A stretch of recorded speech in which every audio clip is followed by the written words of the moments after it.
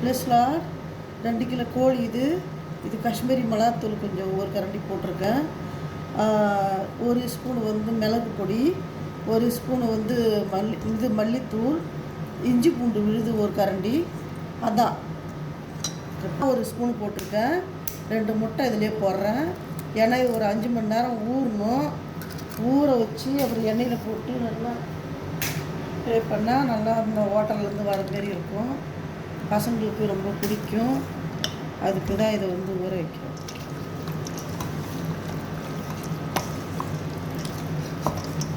செஞ்சு ஊற வைக்கணும். நல்லா 5 ஹவர் நல்லா ஊறினோம்னா இந்த மசாலாலாம் இதில் வந்து நல்லா டேஸ்ட்டு கொடுக்கும். அதுக்கு தான் கொஞ்சம் எண்ணெயெல்லாம் கொஞ்சம் 1 ஸ்பூன் போட்டு நல்லா மசாலா போட்டு ஊற வச்சிட்டோம்னா திரும்பி சாப்பாடு செய்ய எண்ணெயில் போட்டு எடுத்தோம்னா நல்லா ஹோட்டல் மாரி கோழி சிக்கன் கறி நல்லாயிருக்கும். இதில் மைதா மாவு போடுறேன். இது வந்து கித்தாக்கி. இதை பாருங்கள், மைதா மாவில் போட்டு பரட்டி எண்ணெயில் போட போகிறேன்.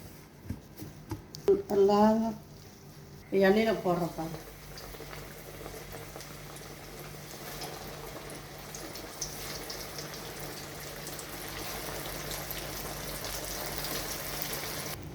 கித்தாக்கி நல்லா சூப்பராக ஆகிடுச்சு. நல்லா அழகாக வந்து பாரு ஹோட்டலில் செய்கிற மாரி ஆகிடுச்சு பாரு.